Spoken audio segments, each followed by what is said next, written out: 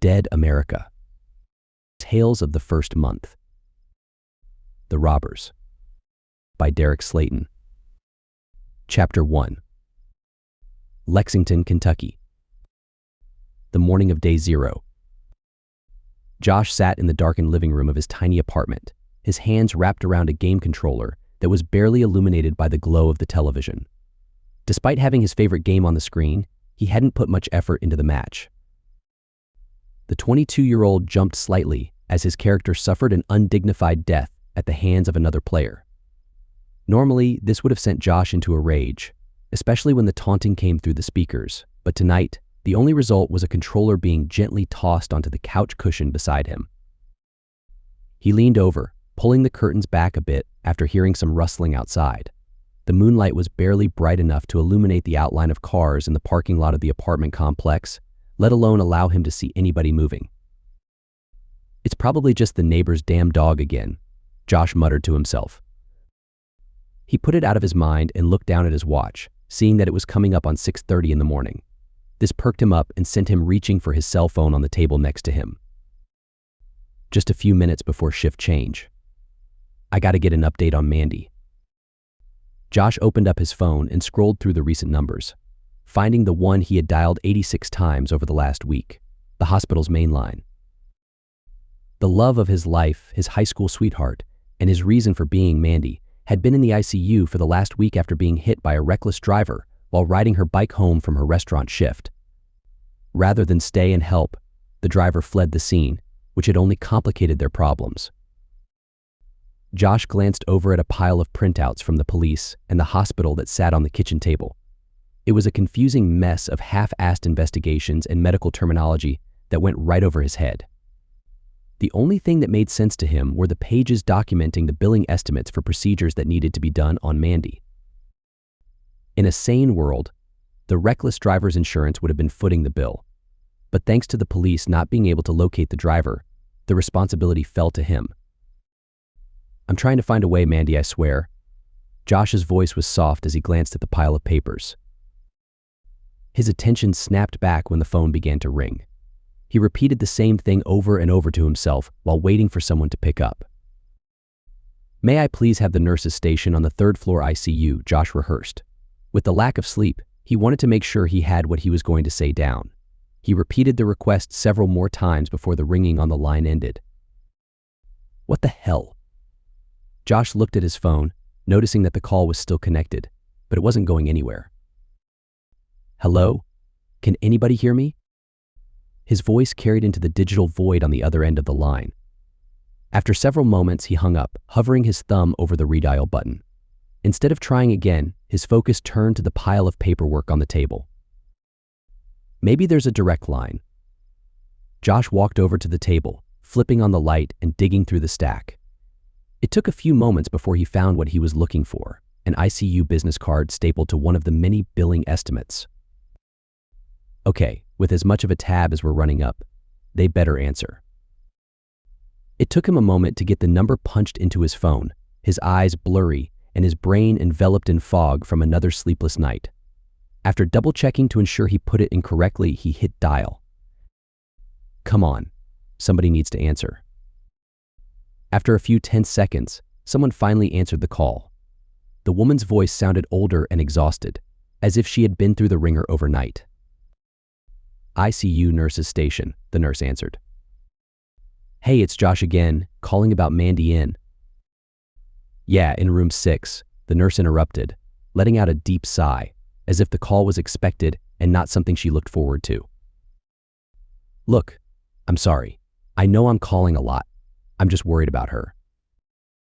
"I know you are, Josh, but nothing has changed since I talked to you 4 hours ago. She's resting as comfortably as she can." "And the MRI?" "Like I told you the last time you called, her insurance isn't going to cover it.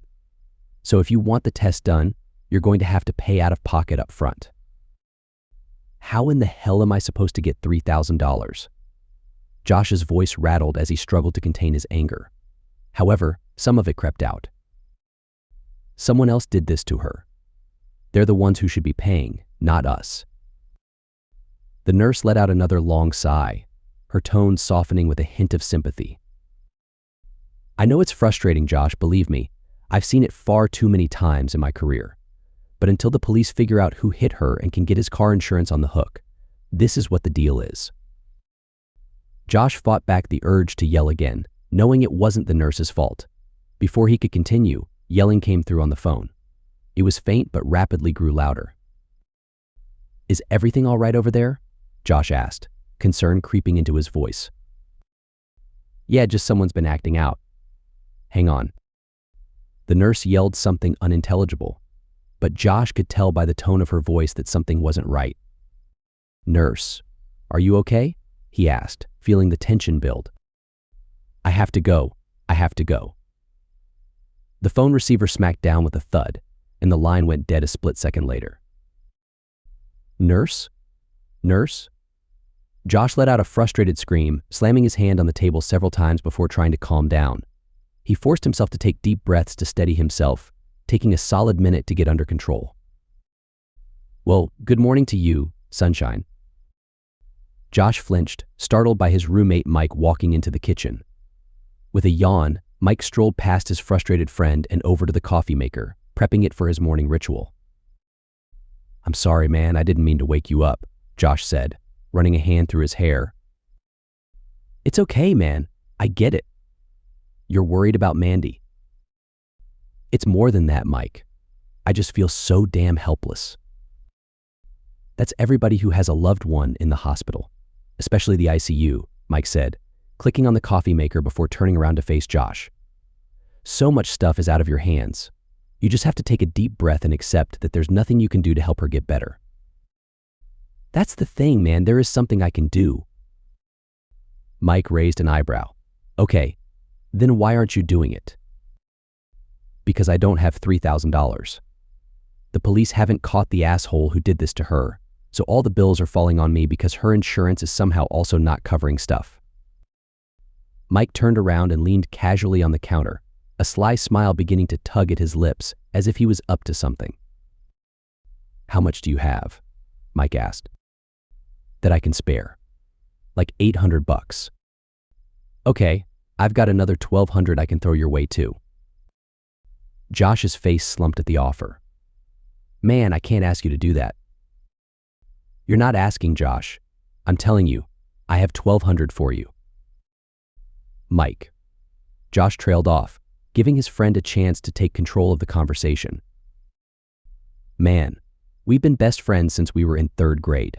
We've been through thick and thin, and this is no different. I've got your back, and sometime down the line you'll have mine. So what's the big deal?"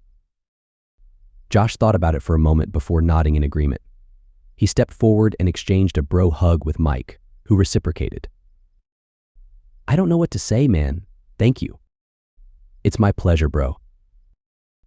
"Okay, now I just have to figure out how to get another $1,000, and Mandy can get that test." Mike smirked as he grabbed a couple of mugs out of the cabinet and began pouring them both some coffee. Josh saw his expression and immediately became worried. "Oh, I know that look," Josh said cautiously. "And you know I don't do that stuff anymore. Mandy beat my ass the last time I ran a scam with you." Mike chuckled. "And just think, if you come out with me right now, she'll be beating your ass again when you tell her about it." Confusion washed over Josh as he reached out for his cup of coffee. "Right now? You just learned about my problem 2 minutes ago, and you already have something lined up?" "A buddy of mine owes me a favor." "A buddy of yours?" "Okay, fine, you got me. He's this prick I met while I was up in county on that B&E. I got him out of a jam with a bookie friend of mine once we got out, and he owes me." "And there it is." Josh sighed. "Man, I can't risk doing time." "You won't, man. It's so easy. We're in and out in 60 seconds. "I don't know, man. I just don't know." Josh's gaze wandered over to the table and the stack of paperwork. His eyes eventually landed on the MRI estimate, and after several moments of contemplation, he began nodding his head. "Walk me through it," Josh said quietly. "There's my boy," Mike said, excited. Josh held up a single finger to silence him. "I haven't said yes yet. I want to know what I'm saying yes to." "Okay," Mike began. This guy, Ashton, works the overnight shift down at this convenience store. He told me that the owner is an insomniac type, so he works the overnight shift too. When the owner gets off work in the morning, he takes the previous day's take to the bank. And this store is hopping, so easily $1,000 in there for both of us. So you want to pull an armed robbery of a convenience store? Josh asked, incredulous. That's your plan? You're out of your mind. You've got it all wrong, Josh. It's a simple in and out. I let Ashton know we're coming, and he gets the owner to the back office.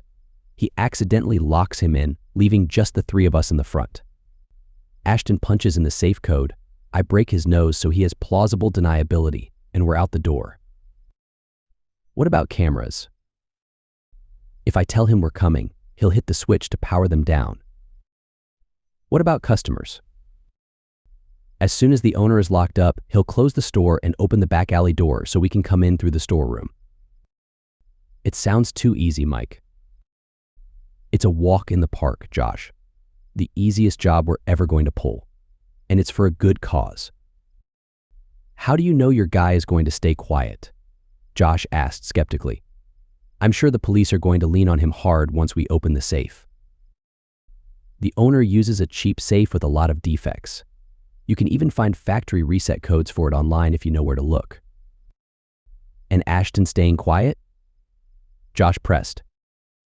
Let's just say if he gets out of line, he knows I'll use my one phone call to have a chat with our mutual bookie friend.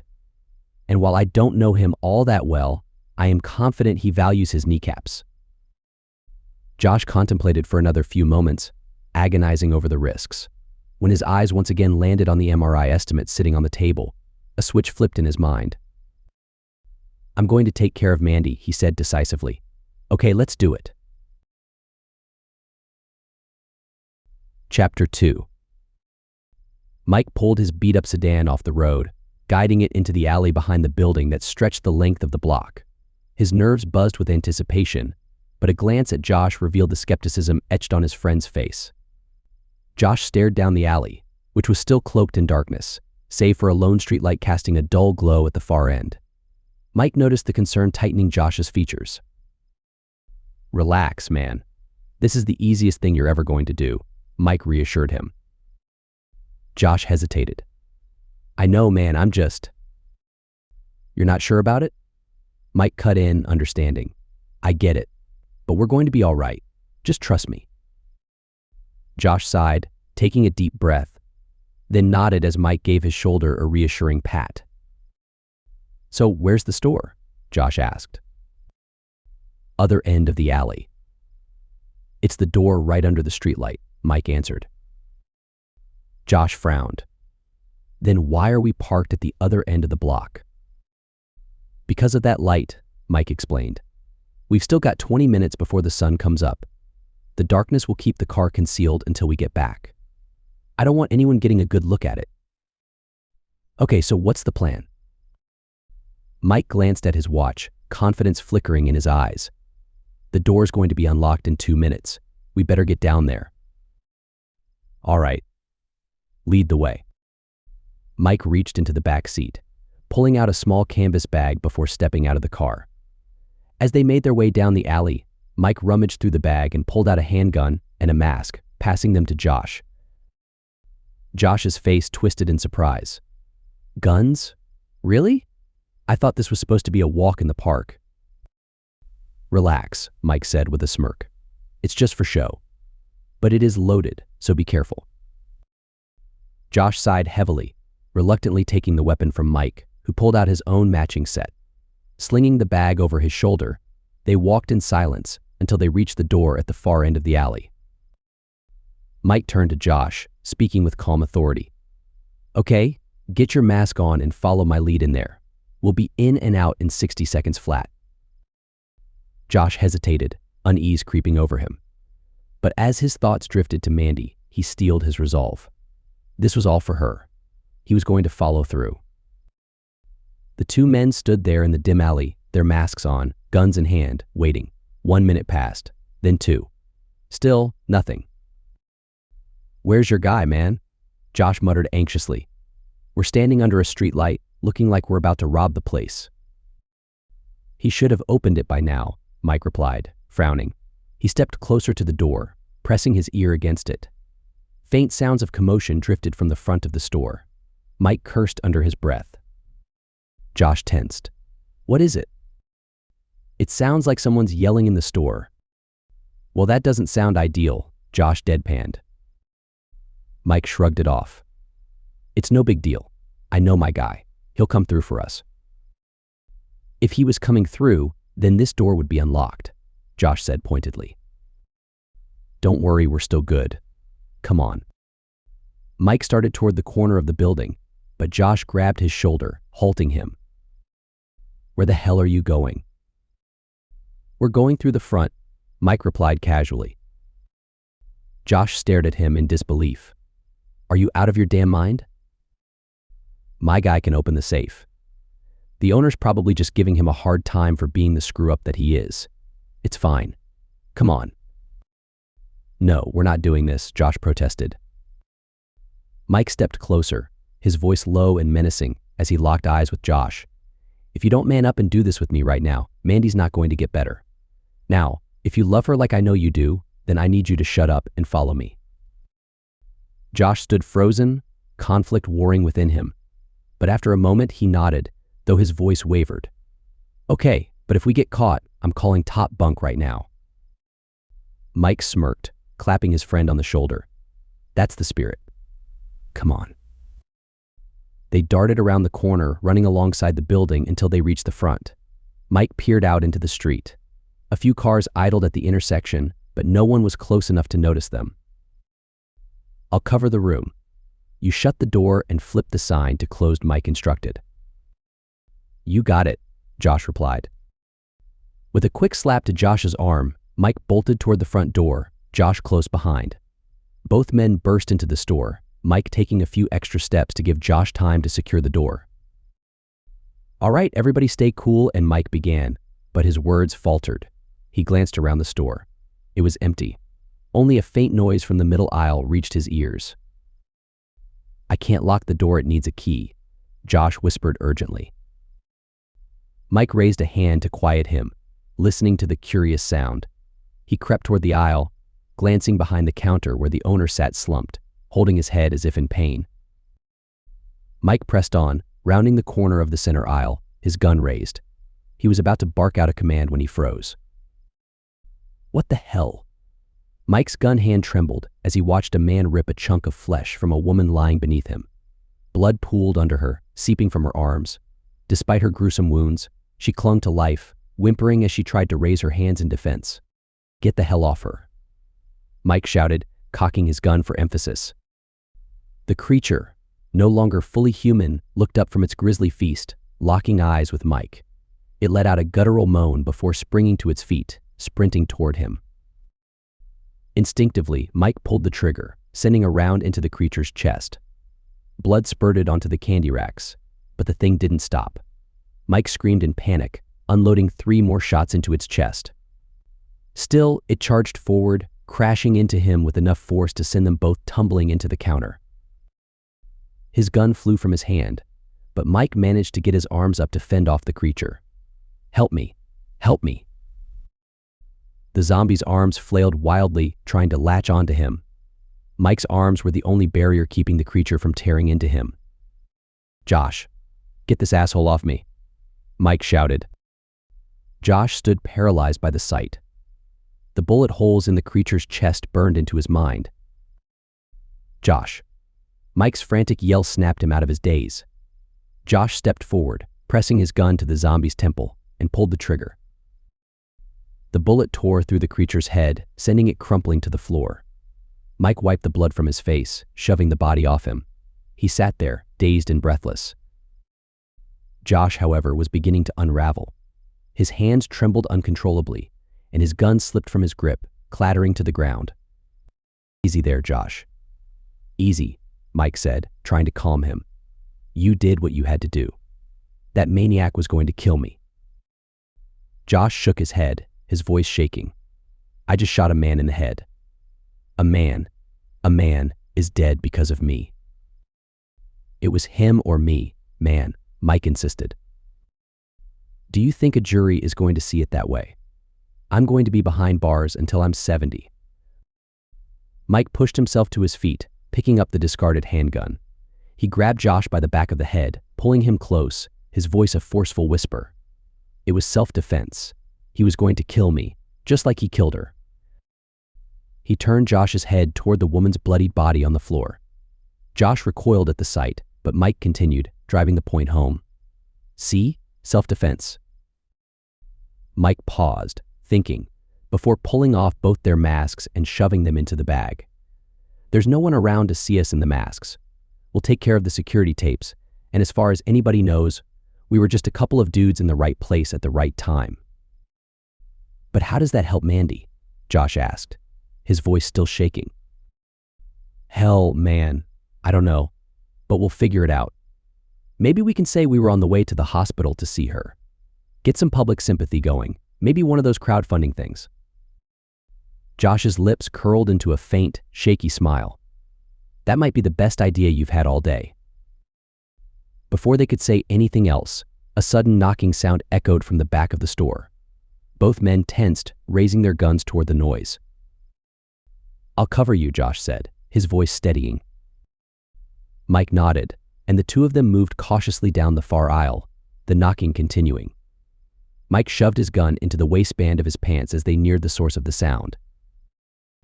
Jesus, it's Ashton, Mike muttered in disbelief. Who the hell is Ashton? Josh asked. My contact.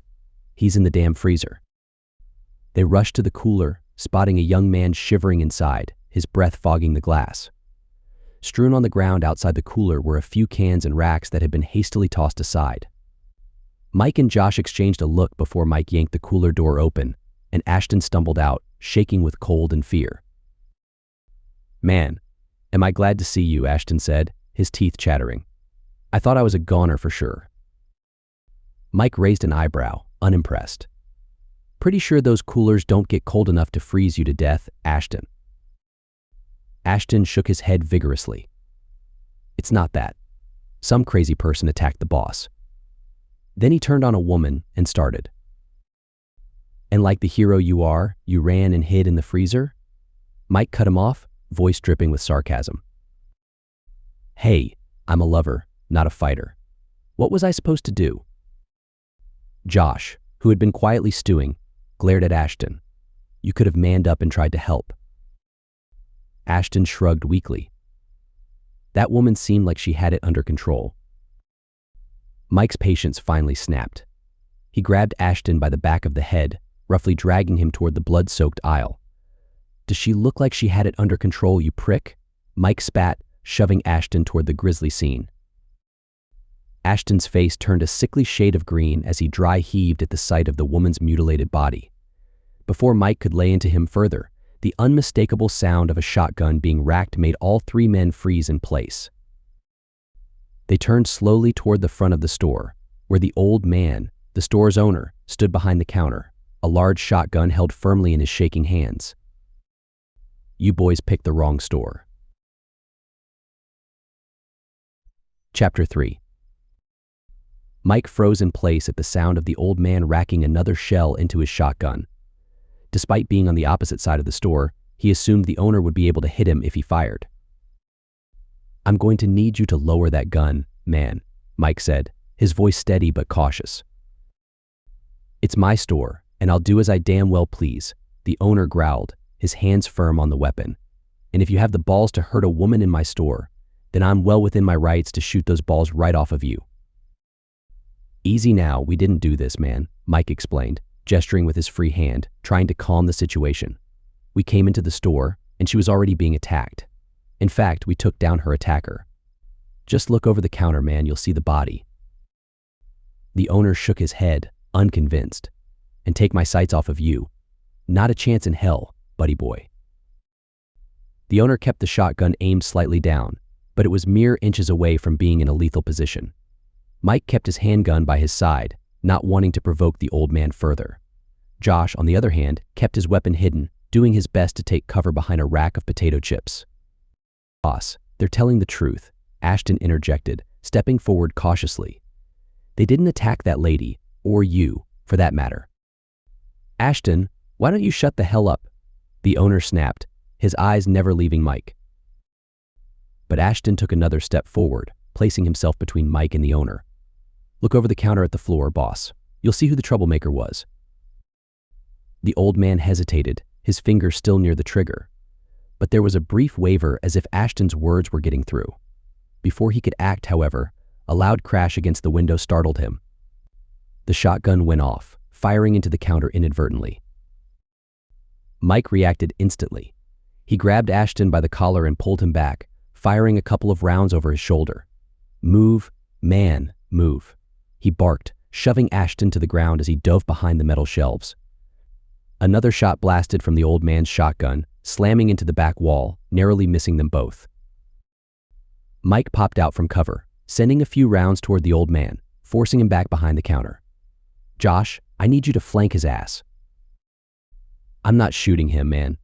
Josh protested, his voice trembling slightly. I don't need you to, Mike hissed back.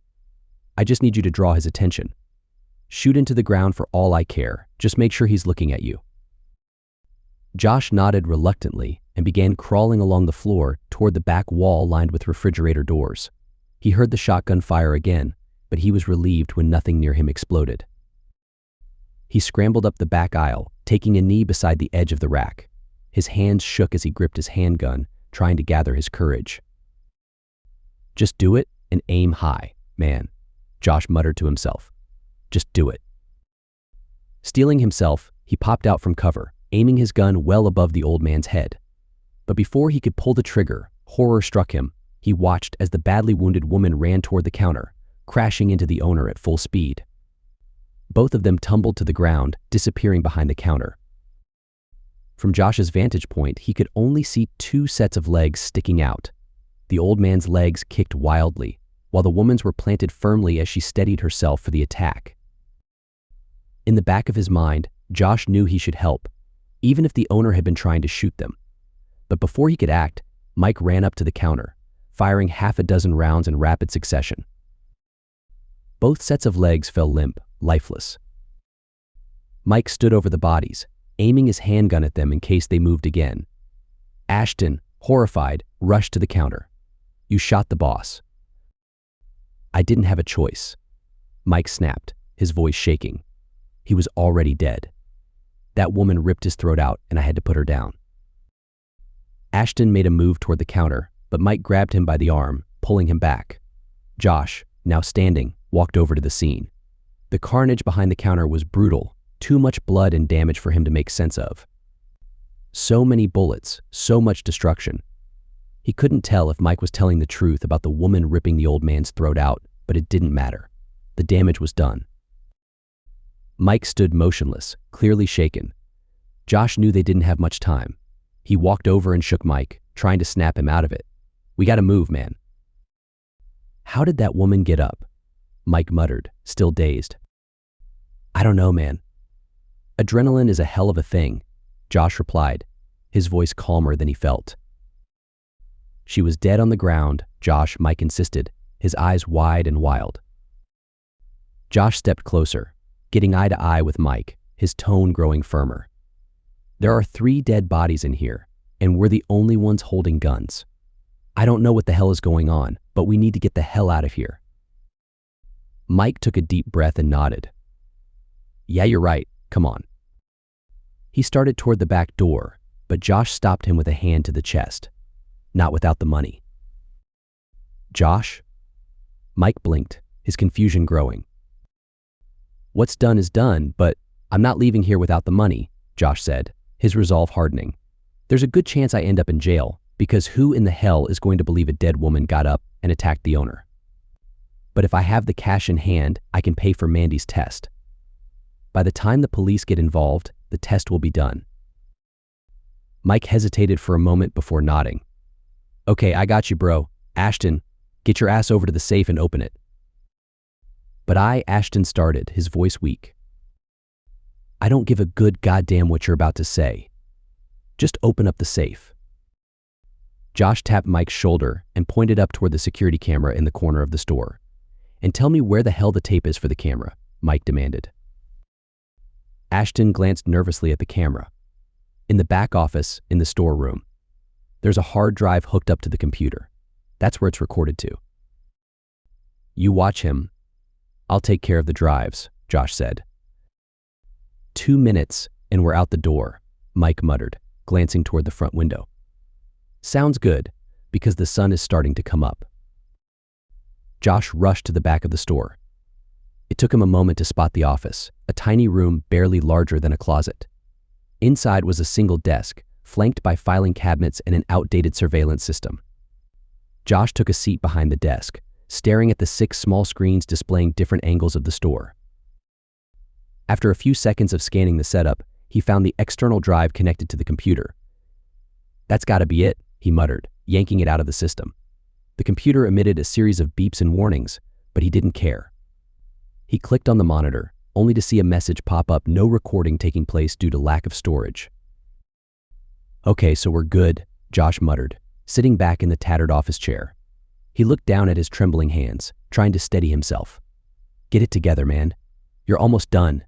In half an hour, Mandy's bill will be paid, and she'll get the test she needs. Whatever happens after that doesn't matter. He repeated the words to himself, trying to believe them. Deep down, though, he knew that the test alone wouldn't be enough to save her. But it was a start, and that was all he could control. They've got to be close to having that safe open, Josh said to himself, rising from the chair. Time to get back in there. But as he glanced at the monitors one last time, his heart stopped. On the screen showing the front entrance, the door had been thrown open. 2 more of the creatures had entered the store. Josh bolted from the office as gunshots echoed from the front. He burst into the store to see one of the creatures behind the counter, while Mike struggled with another near the door. Help me, Ashton screamed from behind the counter. Josh started toward the front, but Mike's agonized shout stopped him in his tracks. He turned to see Mike grappling with a larger zombie, the creature's jaws clamping down on his forearm, ripping out a chunk of flesh. Mike, Josh screamed, raising his gun. He fired several shots in a panic. His aim was shaky, the first 2 bullets grazing the creature. The third found its mark, a headshot that sent the ghoul collapsing to the ground, taking Mike down with it. My God, man, are you okay? Josh rushed to Mike's side, watching him clutch his forearm in an attempt to stop the bleeding. That asshole bit me. Mike gasped, his face pale. There's some bandages on the last aisle. I gotta help Ashton, Josh said quickly, standing up and turning toward the counter. The pleading from Ashton had stopped, replaced by an unnerving sound chewing. Josh's stomach twisted as he cautiously approached the counter, gripping his handgun tightly. He spotted a pair of legs sticking out from behind the register, motionless. He got a little closer, afraid to call out but unable to stop moving forward. Josh leaned over the counter and saw a horrifying sight. A creature crouched over Ashton, its head buried in his chest, feasting on what was left of him. Ashton's eyes were open but vacant, his face frozen in the last moments of agony. Josh inhaled sharply, his heart racing. He knew what had to be done, but that didn't make it any easier. Without a word, he raised his gun and fired. The bullet struck the back of the creature's head, and it slumped forward, lifeless, onto Ashton's mangled body. I'm sorry, man. I really am, Josh whispered under his breath. His voice trembled with the weight of his actions. He knew he couldn't leave Ashton like this, not with the possibility he might get back up. Josh adjusted his aim, pointing the gun directly at Ashton's face. His hands shook as he squeezed the trigger. The gunshot echoed throughout the store, briefly filling the space with the deafening sound of finality. Chapter 4. Josh stared at the result of his actions, 2 more bodies stacked up behind the counter. 20 minutes ago, the sight would have rendered him unable to operate, but the stress had caused something to snap inside of him, resulting in pure instinct taking over. Where's the bag? He asked. I dropped it somewhere up there, Mike replied. Josh looked to the ground, spotting the canvas bag now covered in blood. He grabbed it and quickly moved behind the counter, stepping over the collection of bodies on his way to the safe. I hope you got it open before you died, Ashton. I'd hate to go through all this for nothing, he muttered to himself. He let out a sigh of relief when he saw the safe door popped open. Rushing over, he took a knee beside it and threw the door wide. Good God, that's a lot of green. Inside the safe were stacks of bills wrapped up in rubber bands. Josh grabbed one stack and flipped through it, realizing they were all 20s. After a quick thumbing through them, excitement began to wash over him. There's got to be $500 in this stack alone, he mused. There's probably $5,000 in the safe. Yay for us, Mike said, his voice pained and struggling to remain firm as he fumbled to open a box of bandages. Josh raked his arm across the bottom of the safe, pushing all the bills into his bag before slinging it over his shoulder. He stood up and looked out the window. The first rays of daylight were casting a warm glow over the street. On any other day, it would be a beautiful sight. On this morning, however, it illuminated the horrors just outside. Several ghouls shambled around, searching for something to chase after. Just as Josh looked out, one of them turned towards the store, making eye contact. The creature let out an excited moan, drawing the attention of two nearby ghouls as they raced toward the entrance. The door, Josh shouted. He hopped the counter and stumbled toward the door, lowering his shoulder and slamming into it as the creatures outside forced it open. He dug his feet into the ground, pushing with everything he had, managing to keep the door from opening wide enough for an arm to squeeze through. Help me. Mike dropped his bandage and rushed to Josh's aid, putting his weight against the door to hold it shut. Despite their combined efforts, the ghouls outside continued to move the door open a few inches. We have to lock this thing, Josh grunted. I don't know where the keys are, Mike said through clenched teeth. They might be in the owner's pocket. Can you hold them? I think so, Josh replied, his voice wavering. That doesn't really instill confidence in me, man. I can do it. Just let me get into position. Mike held the door shut as best he could while Josh got to his feet, pressing his back against the door. Once he was set, he gave his friend a nod. Go. Mike broke away from the door and rushed behind the counter, rolling the corpse of the store owner off the floor and patting down his pants pockets. He cursed under his breath as he found nothing but dead flesh. Damn it, they're not here. Josh continued to push against the door, only to feel the pressure on the other side suddenly give way. He fell backward, the door swinging out to the street before settling back into place. What in the hell? He asked, confused. You okay? Mike poked his head up from behind the counter, seeing Josh holding up his hand to silence him. Josh cautiously got to his feet, looking through the front window. While he didn't have the best angle, he could see an overturned car on the next block that had attracted the ghouls' attention. We're clear, he said. Mike emerged from the counter, still on edge and ready for action if the door moved. You sure we're good? Yeah, they ran up the street. Somebody wrecked their car. Somehow, I don't think they're going up there to help, Mike said. I very seriously doubt it. What the hell are we going to do? Mike asked. Get your arm bandaged up and I'll keep watch. We don't have time for that. Just do it, man. I can't have you bleeding out on me. Mike nodded and walked back to grab the bandage off the floor, attempting to wrap his wound again. While he patched himself up, Josh continued staring out into the street, relieved not to see any other ghouls nearby. So what's the play, man? Mike asked after a few moments. We need to get back to the car and get over to the hospital. You really want to go to the hospital right now? Mike raised an eyebrow. Yeah, Mandy needs her test. Aren't you concerned that? I'm concerned about Mandy, Josh interrupted, raising his voice. That's all I care about right now. Okay, man. Okay, just calm down. We'll go to the hospital. I mean, I should probably have this looked at anyway, Mike said, holding up his freshly bandaged arm and tapping it lightly to show it was secure. You good? Josh asked. As good as I'm gonna get. Do you have the money and the hard drive? Yeah, they're both in the bag. Well, let's hit the back door and get the hell out of here then. Josh led them quickly through the store, heading to the alley door. He shoved it open, stepping outside, only to have zombie arms immediately reach out for him. Before he could react, one of the creatures grabbed onto his arm and pulled him close. Josh struggled to yank his hand free, but he was helpless as the creature bit into his forearm, ripping the flesh from his body. Mike raised his weapon and shot the zombie point blank in the head, freeing Josh. The shot, however, alerted several other creatures in the alley, who quickly descended on them. "Get back inside," Mike shouted. He shoved Josh back through the threshold and slammed the door shut, but not before one of the zombies shoved its arm through. Mike gripped the release bar, struggling to keep the door from being thrown wide open.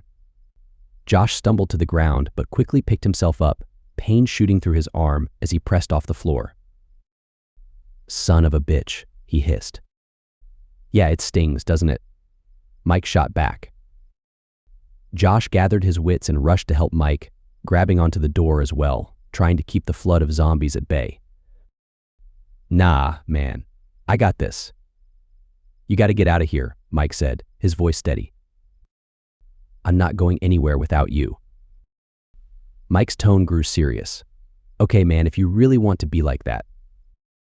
"I do. I'm not going anywhere without you." "Well, we're sure as hell not going through this door. So we have to go out the front." "We can do that." "I need you to reach into my pocket and get the car keys." "I said I'm not going anywhere without you, man. And trust me, I don't want to be left behind. But if we try and switch places, they're going to get the door open and we'll be screwed." Mike paused, his voice softening. "So I need you to get the keys out of my pocket." Josh reluctantly did as instructed, reaching into Mike's pocket and grabbing the car keys. "Good. Now I want you to get up to the front of the store and tell me when it's clear enough for us to move." "What about them?" Josh asked, gesturing toward the creatures. "They're going to be right on my ass, but if we can get them chasing us, it'll clear the alley." "That's as good a plan as any," Josh muttered. "It's easy to say that when it's the only plan we have. Now get your ass up to the front. And when you see me coming, you haul ass around the building and get to the car." Josh nodded, giving Mike a pat on the back as he moved toward the front of the store. He wanted to believe Mike's words, but deep down he knew this plan wasn't likely to work. Stopping by the front door, Josh made sure the money bag was secure over his shoulder and his gun was ready. After a deep breath, he looked outside and saw no creatures in the immediate vicinity. "We're good. Let's move." He waited anxiously by the door as he heard Mike's footsteps pounding the floor. Moments later, Mike emerged from the back room, with zombies right on his heels. Josh raised his handgun to fire, but didn't have a clear shot. Helplessly, he watched as the lead ghoul tripped Mike up and pounced on him, sinking its teeth into the nape of his neck. Mike let out a pained scream as the creature tore into him. The other two zombies quickly followed, descending upon him and completely ignoring Josh. "I'm sorry, man. I'm sorry," Josh whispered, his voice thick with guilt. He turned and bolted through the door, making a hard turn to his right to get around the side of the building. Glancing back over his shoulder, he caught a brief glimpse of the chaos at the intersection, zombies chasing survivors, a car plowing through a group of figures that might have been human. Josh forced the image from his mind and kept running toward the alley. As he darted down, he passed the still open door, resisting the urge to look inside. He focused solely on reaching the car. Just as he neared it, a zombie rounded the corner, attracted by the noise. The ghoul let out a moan, only to have it cut short by a well-placed shot to the head. Josh threw open the car door and dove inside, tossing the bag of money into the passenger seat. Several hands pounded on the glass, desperate to get in as he threw the car into drive and slammed on the gas.